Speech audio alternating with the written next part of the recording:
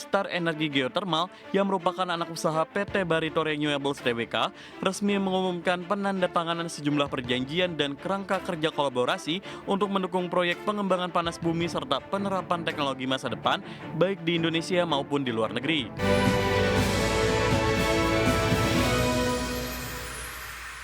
Kembali bersama kami pemirsa di Market Buzz.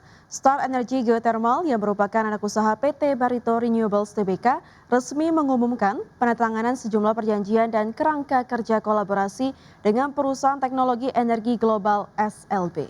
Ya, dan kolaborasi antara dua perusahaan tersebut untuk mendukung proyek pengembangan panas bumi serta penerapan teknologi masa depan dan baik itu Indonesia ataupun di Indonesia maupun di luar negeri. Perusahaan teknologi energi global SLB dan Star Energi Geothermal yang merupakan anak usaha PT Barito Renewables Tbk resmi mengumumkan penandatanganan sejumlah perjanjian dan kerangka kerja kolaborasi untuk mendukung proyek pengembangan panas bumi serta penerapan teknologi masa depan baik di Indonesia maupun di luar negeri. Kolaborasi antar dua perusahaan tersebut mencakup desain dan perencanaan pengembangan lapangan pada proyek pengembangan panas bumi Sekincau di Indonesia, serta kerangka kerja kolaborasi untuk mengidentifikasi, mengevaluasi, dan merencanakan peluang panas bumi pada masa depan, termasuk di kawasan Amerika Utara, sekaligus menyediakan layanan pengeboran terintegrasi penuh untuk tahap pengembangan proyeksi Sekincau. Perjanjian ini menandai fase baru dalam hubungan antara SLB dan Star Energi Geothermal yang dibangun di atas kolaborasi teknologi sebelumnya dan bergerak menuju perencanaan serta pelaksanaan di tingkat proyek, di mana teknologi keahlian teknis dan kapabilitas eksekusi SLB diterapkan untuk meningkatkan kinerja di seluruh siklus hidup proyek. Berdasarkan perjanjian dan kerangka kolaborasi tersebut, kehadiran SLB ditujukan untuk meningkatkan efisiensi pengembangan, mengurangi risiko subsurface dan risiko eksekusi, serta mendukung realisasi proyek panas bumi yang layak secara teknis maupun komersial. Kapabilitas ini menjadi kunci dalam meningkatkan skala panas bumi sebagai sumber energi andal dan berdaya pasok stabil. Berbagai sumber IDX Channel. PT Sawit Sumbermas Sarana Tbk menilai prospek industri kelapa sawit nasional tetap positif seiring meningkatnya kebutuhan minyak nabati global dan dukungan program biodiesel serta perbaikan tata kelola industri. Meski dihadapkan pada dinamika harga CPO dan tantangan global, Perseroan menilai industri sawit masih menjadi salah satu penopang penting perekonomian Indonesia. Dalam menghadapi kondisi tersebut, Perseroan terus memperkuat efisiensi operasional dan optimalisasi produktivitas kebun guna menjaga daya saing dan kinerja perusahaan. Strategi pengendalian biaya dan pengelolaan operasional yang terintegrasi menjadi fokus utama Perseroan dalam merespon perkembangan industri. Direktur Utama PT Sawit Sumbermas Sarana Tbk, Jap Hartono mengatakan penerapan praktik perkebunan yang bertanggung jawab serta kepatuhan terhadap regulasi menjadi landasan dalam mendorong pertumbuhan usaha yang berkelanjutan. Manajemen meyakini dengan strategi yang adaptif dan fondasi bisnis yang solid, Perseroan optimistis dapat terus menciptakan nilai tambah bagi pemangku kepentingan serta berkontribusi positif terhadap perkembangan industri sawit nasional.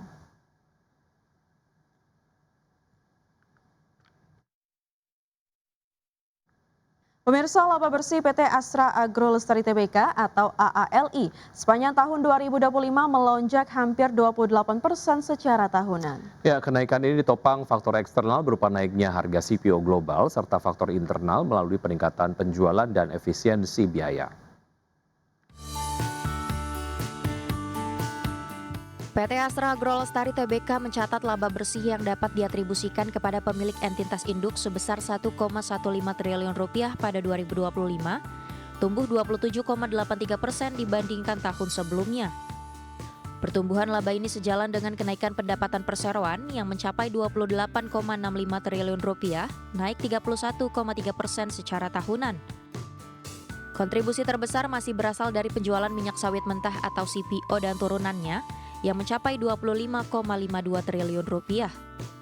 Dari sisi eksternal, rata-rata harga CPO CIF Rotterdam sepanjang 2025 mencapai $1.222 Amerika Serikat per ton, naik 13% dibandingkan tahun 2024. Sementara dari sisi internal, penjualan CPO dan turunannya naik 13,3%, serta penjualan kernel dan turunannya tumbuh 15,8%. Perseroan juga melakukan efisiensi biaya melalui inovasi teknologi untuk menjaga profitabilitas. Di samping itu, AALI memilih melunasi seluruh pinjaman bank jangka pendek dan panjang sehingga posisi utang menjadi nihil. Langkah ini berdampak pada penurunan cost of debt dan mendorong kenaikan laba per saham menjadi Rp764,65 per saham pada 2025. Meski total aset turun menjadi Rp27,05 triliun, total liabilitas anjlok 48,3% dan ekuitas naik 4,13%. Berbagai sumber IDX Channel.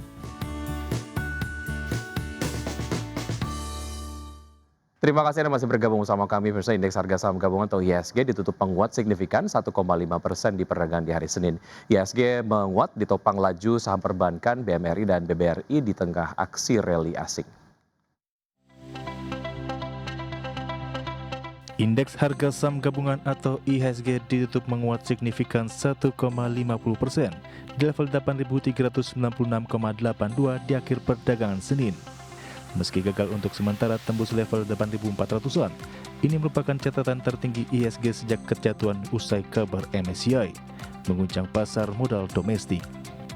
Indeks sektoral dengan kenaikan terbesar adalah sektor barang baku melesat 3,31%, sektor transportasi naik 3,09%, dan sektor perindustrian menguat 1,73%. Seluruh sektor berada di zona hijau di Senin, dengan sejumlah saham bank menjadi penopang utama. Saham BMRI ditutup menguat 2,93% di level Rp5.273 per saham, berkontribusi ke penguatan IHSG di 11,65 indeks poin. Saham BBRI ditutup menguat 1,56% di level Rp3.900 per saham, atau sumbangsi 9,43 indeks poin ke IHSG. Saham Mega lompat 24,77% sentuh auto reject atas atau ARA di level Rp4.130 per saham atau sumbangsi 9,09 poin. Laju saham BMRI dan BBRI ditopang aksi beli investor asing di Jumat pekan lalu mencapai Rp615,67 miliar dan Rp581,27 miliar. Sementara saham Mega melesat auto reject atas atau ARA dibayangi rencana perseroan akan bagikan saham bonus. Penguatan IHSG dibayangi beberapa sentimen positif yang mulai mewarnai pasar. Kabar pertama datang dari negeri Amerika Serikat terkait kebijakan tarif era Donald Trump. Mahkamah Agung Amerika pekan lalu memutuskan kebijakan tarif tersebut dinyatakan tidak sah. Meski ke depan tetap terbuka kemungkinan adanya tarif atau kebijakan dagang baru antara Amerika dan negara-negara mitra. Keputusan ini memberi satu kepastian penting di mana tekanan tarif besar-besaran seperti sebelumnya sudah mereda. Kabar baik juga datang dari update reformasi Bursa RI, sudah kian menunjukkan proses baik. Pejabat sementara Direktur Utama Bursa Efek Indonesia atau BI Jeffrey Hendrik menegaskan bahwa Bursa Efek Indonesia siap memenuhi seluruh rekomendasi dari Global Index Provider sebagai bagian dari upaya pembenahan pasar modal Indonesia. Berbagai sumber, IDX Channel.